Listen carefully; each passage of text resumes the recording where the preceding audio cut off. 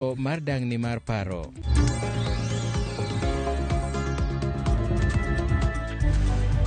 Nyakwaramo gin gi thuolo mar orona ote machok motudore gi weche manyien e laini maro mar ote machok ma en 3-600 machiegni nyinga Milton Ochieng'. Anyuola moro e gweng' mar Katheoka mayudore e kaunti ma Kitui kwayo konye manyo wedegi 6 michich ni dipo ka nolal Shakahola.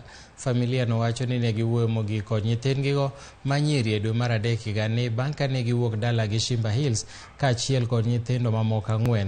Shem Kinyili ma en wuon nyirigo wacho ni ne otang' kod lokruok mane oneno kuom nyigego toka penjogi kama ne gidhiye.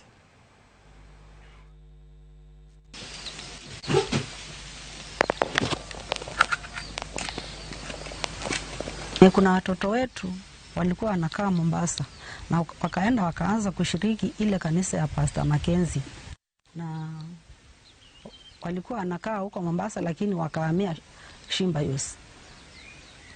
Kutoka hapo sijui walienda wapi. Nilisikia walikuwa wanaenda kwa kanisa ya Mackenzie, na tuliongea na wao mara ya kwanza tarehe 15 mwezi wa 3. Ndio tuliongea na wao na wakazima simu.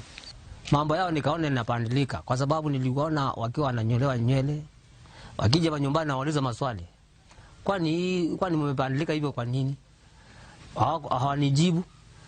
Kwa sababu wameolewa na siwezi kuambia chochote. Wao wakaendelea na kukaa huko. Na nikasikia wakanunua shamba huko Shimba Hill. Na waliponunua shamba huko Shimba Hill ndio walijenga na wakakaa huko. Sasa wakiwa na mabwana zao wakawa wanaishi huko. Lakini ile shida ilinitia ni hii wakati waliposikia walienda maombi na wakapotea. Sasa hiyo ndio shida niko nayo. Silali kwa sababu mzazi ni mzazi hata tukifanya nini.